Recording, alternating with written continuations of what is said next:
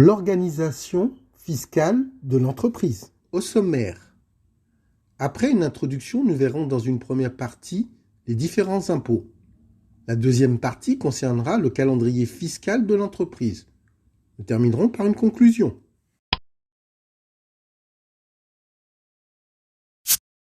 Introduction.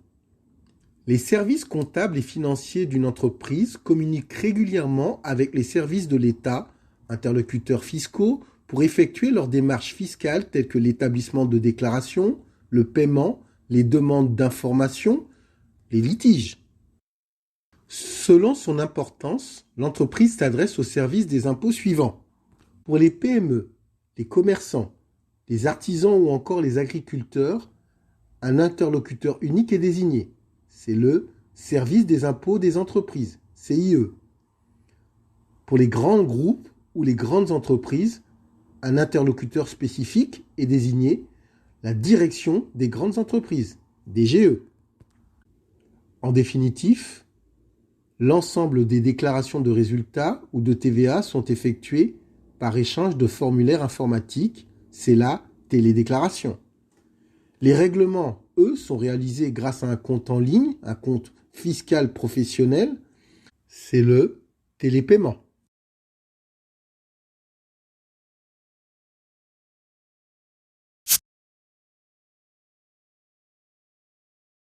Partie 1. Les différents impôts. Le saviez-vous? La France est championne du monde du nombre d'impôts, taxes, contributions et cotisations. En France, en 2019, 316 impôts et taxes sont recensés. Bien évidemment, certains sont spécifiques selon l'activité de l'entreprise, sa taille ou encore sa situation géographique. Voici les principaux impôts dont les contribuables français doivent s'acquitter. Sélectionnez le ou les redevables adéquats.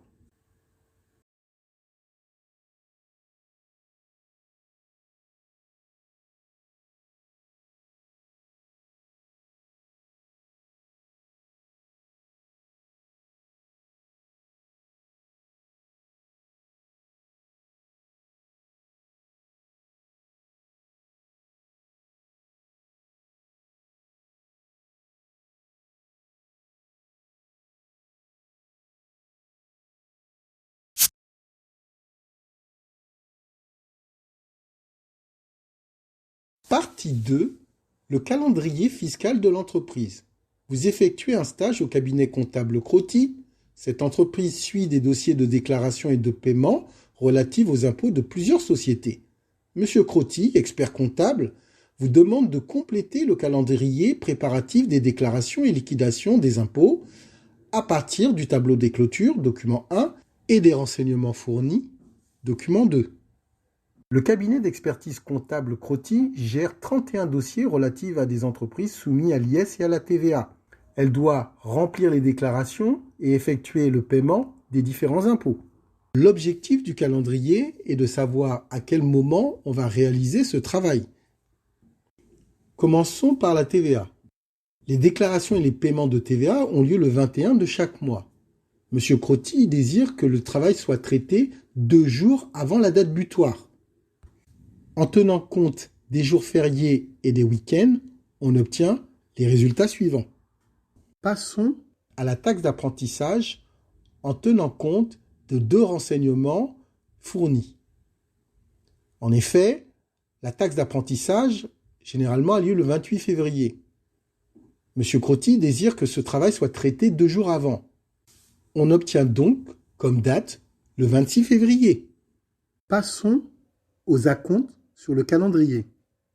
Tout d'abord, il faut observer la date limite de paiement des acomptes. Dans une année, toutes les entreprises vont payer 4 acomptes, quelle que soit leur date de clôture. En définitive, il faut placer sur le tableau un acompte au mois de mars, 2 jours avant la date butoir, c'est-à-dire le 13 mars. En juin, il faudra placer le 13 juin, donc 2 jours avant la date butoir. Au mois de septembre, en tenant compte du week-end, on mettra une date au 12 septembre. Et enfin, le 12 décembre pour l'acompte du mois de décembre. Passons au solde de l'IEST, en tenant compte de la remarque de M. Crotti qui désire que tous les soldes d'IS soient traités 4 jours avant la date limite. Observons le document 1. Et plus particulièrement la date du 15-01 au niveau du solde. Nous n'avons aucune entreprise dont la date de clôture est le 30 septembre. Donc, sur le calendrier, on notera rien au mois de janvier. Cependant, au mois de février, nous avons 2 entreprises dont la clôture se fait le 31 octobre. Donc, 4 jours avant la date butoir, en l'occurrence le 11 février, nous marquerons un solde d'IS.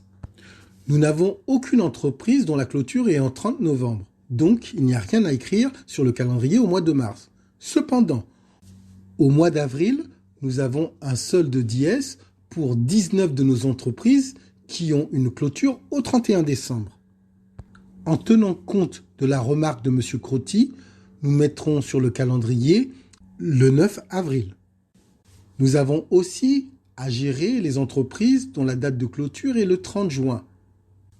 La date pour le solde de ces entreprises est le 9 octobre. Enfin, il ne faut pas oublier les entreprises dont la date de clôture est au mois d'août.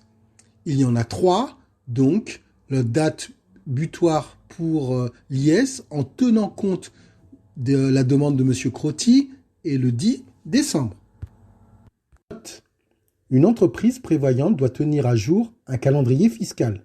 Les échéances portent souvent sur des montants importants et il faut respecter scrupuleusement les dates limites sous peine d'amende fiscale.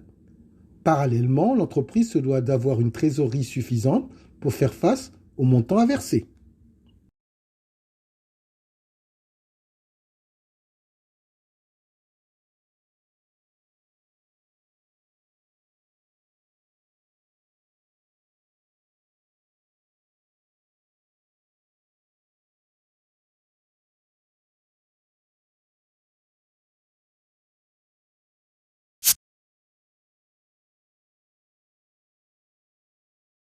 Conclusion. Le service des impôts des entreprises, CIE, est l'interlocuteur unique des très petites entreprises, TPE, et des petites et moyennes entreprises, PME. Le CIE est compétent pour les déclarations, les paiements et les réclamations relatifs à la plupart des impôts, exception faite pour les grandes entreprises, c'est la DGE.